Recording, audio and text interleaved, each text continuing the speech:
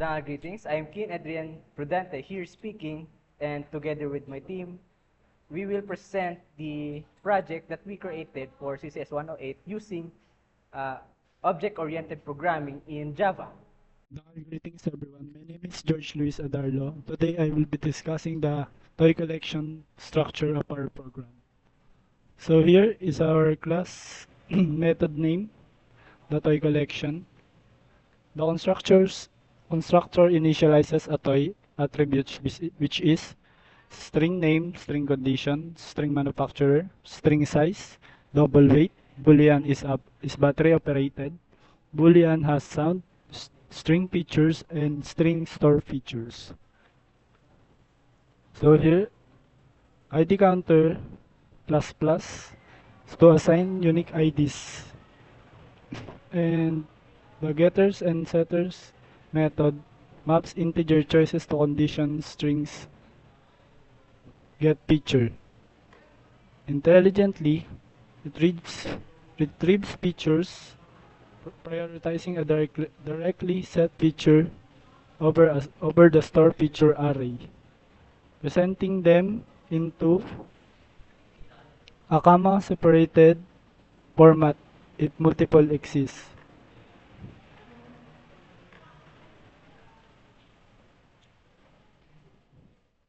The print feature menu. The print feature menu displays available interactive features from Get Interactive Features, extends the available of interactive features, and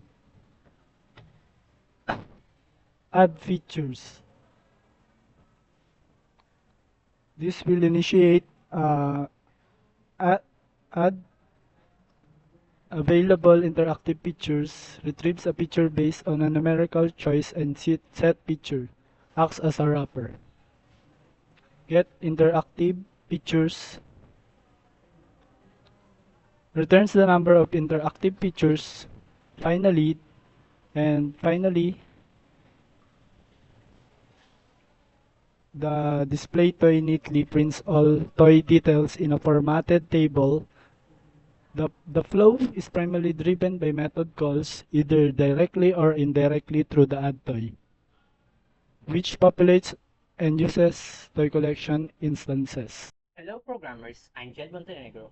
I'm here to explain this main file structure in order to further understand on how program works and its contents. The contents are different class methods, global variables, and main class. First, we implement different global variables so we can access easily through the program. Since this is a user input, you need a scanner. Import Java ult is the code in order to import different utilities that will be used. So the scanner used to run for the user input. And now we have the array list built in the class method. So in order to store the list of objects, which is the toy's credential data that will be inputted. We also have an object we named toy, so that we can get the toy condition, where it came from, the size, weight, and its features. Now we have the main class. So this is it. So that this we can put the main program.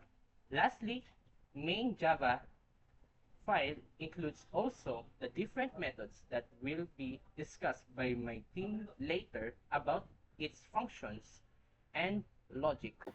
Good day, I am Ajay Kirepiro Bredillo. So let's proceed to the menu. So the menu methods provides a user interface for managing a toy collection, offering several options. Here the six option. The user can add a new toy, remove a toy, remove all toys, search toys, display toys, and exit.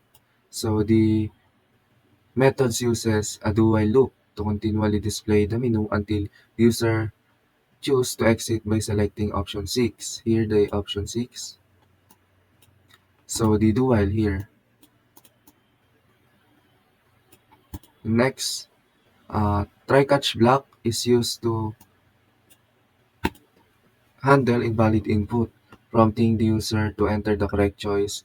If they input something other than an integer, or the method gives the user a chance to select from the six available action or six available option here, with each choice calling a different methods that performs the corresponding operation on the toy collection. So for example, option 1, add a new toy or remove a toy. So assuming that you have already a toy with their own values. So here, let's run the program. So assuming that you already have toys. So let's display the collection of toys first. Number 5. Display all toys. Sorry, here is the all collection of toys with the ID or unique ID 1, 2, and 3. So if you see this, the program will loop back to the menu after each action. So let's proceed remove toy.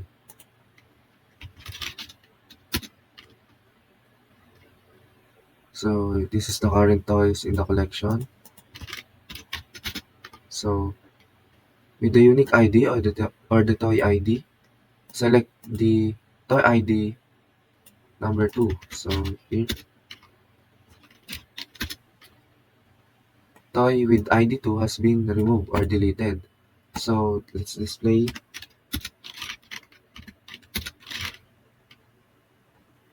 If you see this, the program will loop back again to the menu.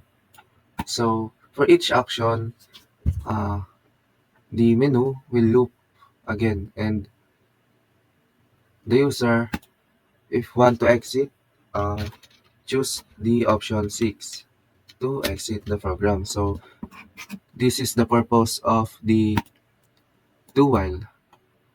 So here is the uh, default values of the toys, and this is the menu methods. I'm Alin Joshua Magallanes. I'm here to show you how to add a toy to our toy collection. Now let's add the toy. When the user presses option 1, the add toy method will run and start asking for the toy's details. First, the user enters the toy's name. For example, Gundam AX. And then selects its condition, new, used, or refurbished. Next, the user is prompted to enter the manufacturer. Our manufacturer is Japan. Followed by the size of the toy in the format of length, width, and height. After that, the user inputs the toy's weight. Let's try 400 in grams. Then, the program asks if the toy is battery operated. The user must input Y for yes or N for no. If the toy is battery operated, the user is asked whether it has sound features with the same yes or no. Next, the user selects an interactive feature from the following options. What if the user selects others? They must specify the feature manually. Let's try speak. Then, the program asks if the user wants to add another feature. If yes, the process repeats for additional features. If N, the user is done. But let's add another feature.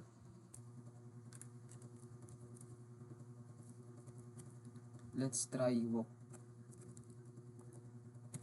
At the end of the process, a confirmation message appears. Toy successfully added. Now, let's check if our toy is added to our toy collection. And that's it. This is how you add a toy to our toy collection. As the continuation of Ale Magallanes' explanation about add toy method, this method collects toy data through user input, validating each field to ensure the data integrity. It uses also the loop to repeatedly prompt for input and until valid data is provided. Then also we use try-catch to handle the miss exception errors. This method especially handles the size input and requiring particular format.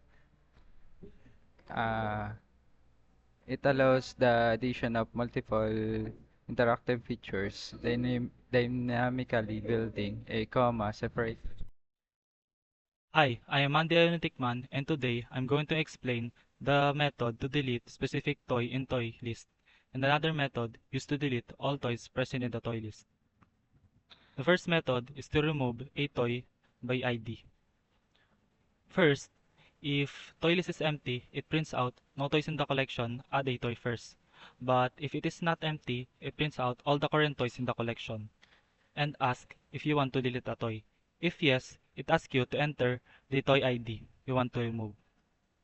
After entering, it scans using for loop and asks if you are sure you want to delete the following toy. If yes, it deletes the toy using this line of code. And if you entered a wrong toy ID not present in the list, it prints out toy ID not found. The next method is to delete all toys present in the list.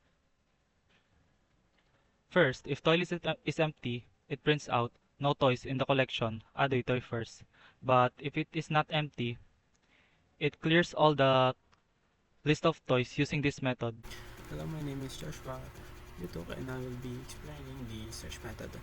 So first of all, in line 308 here, if toy list that is empty, before performing any task, it ensures that there are toys in the collection. And if the list is empty, it notifies the user and exits the function. So here, the user is prompted to choose between two search options. It will be search by interactive features and search by name. And if you go down 322 here, this loops extract all unique interactive features from the toys and stores them in feature, and it prevents duplicate features by checking if the feature is already stored. The features are displayed with an index for user selection. So, and if you go down here in 350 to 366, okay, like 366, if there are no interactive features, it exists the search. The user selects a feature, entering a number corresponding to the list. If the input is out of range, it notifies the user and exists. And if there are no interactive features, it exists the search. So in line 269, in here if we see for toy collection, toy, and toy list, it iterates through all and checks if the selection feature exists, and if a toy contains the feature, it is displayed, and if no toys matches, it prints a message. Here, no toys found with the interactive feature. Case but in case 2, before searching, it prints all toys name, and in the collection to help the user enter a correct name. Okay. And if you go down line 390 here, you can see the user is asked to enter a toy name. It is asked enter the name of the toy to search. And line 393 to 409 here to here, the program loops through all toys and check if the entered name exists and as a substring. Example of this is entering bar, which would match Barbie. Okay, if found, the toy is displayed. And moreover, if we go down line 395 here, as you can see, if toy that get name, toy to lowercase contains such name, no toy matches, it will inform the user. And if the user enters an invalid number, it returns to the menu. Then user enters an invalid number, it returns. Greetings everyone, I'm Arvelia. Here's the demonstration on how the logic for the search works. First, since we have already predefined values in the mini class, we just need to pick the search, then we'll give the user an option. If it will give the option, one is searched by the interactive feature and the second search by name. First the interactive features. Then the unique feature of our program ID, it will be displayed the different interactive features that had been added in the add toy selection. If the user adds a specific feature, it will save in the array we implemented, and while the use of for the loop, it will display features has been added. And then if I choose one of the features that I need to search, let's say click voice recognition. It will display the toys that have the feature voice recognition, even if they have multiple features that has been added. Now we proceed to the search by name.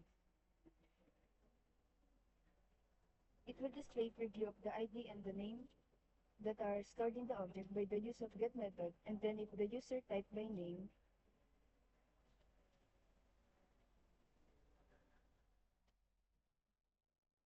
that the wants to search is equal into the name of the toy, it in that stored in the object, it will display the toy detail. Good day everyone, my name is Kane Russell Bibilian and I'm here to show you to display method. So since we implemented predefined values of object that is stored in the toy list, here how you can display toys. So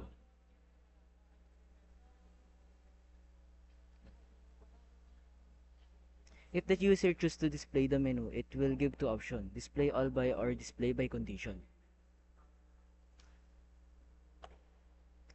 What if the list of object, the toy list is empty? So now let's remove these predefined values. Then this will display prompt.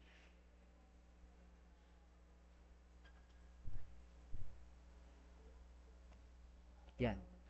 No toys in the collection, add the toy first. So if you remove the predefined values from the list in the display toy method, the method will display nothing or an empty list when you run it, unless you add the toys manually through the add toy method first. So what if we display by condition?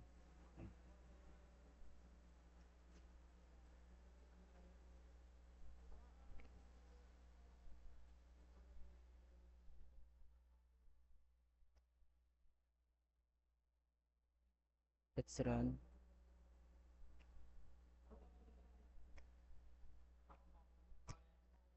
It will give the user two options to choose if you want display by their condition, or example, I want to display toys, display by condition.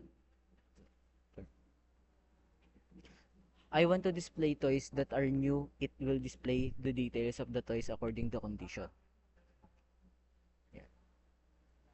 I am here to present on how we implemented several conditions and error handling mechanisms to ensure robust input validation and smooth execution of our program.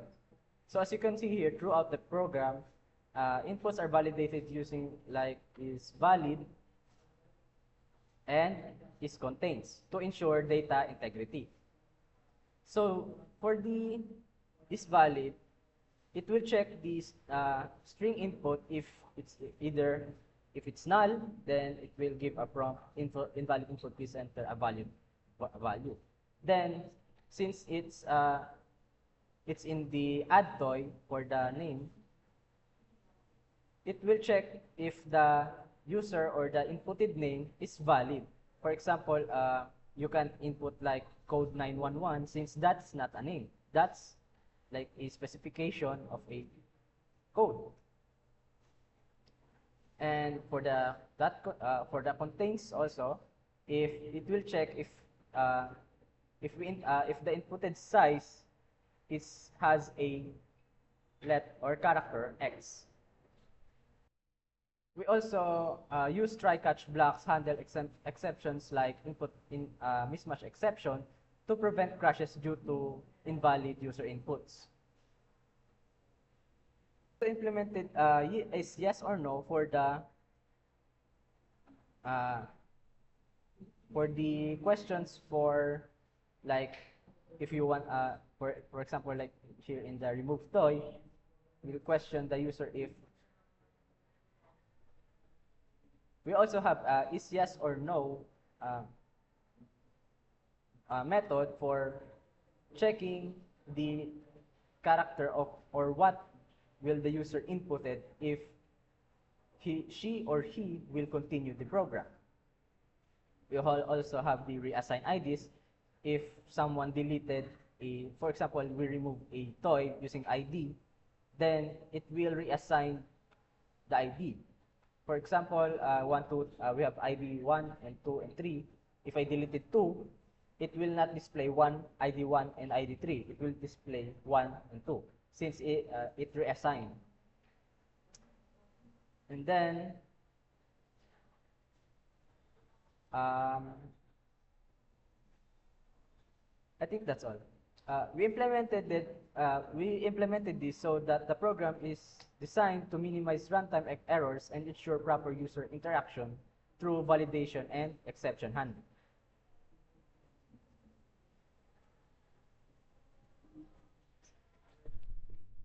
So that's all for our project for CCS 108 toy collection or the collection of toys program. Thank you for listening.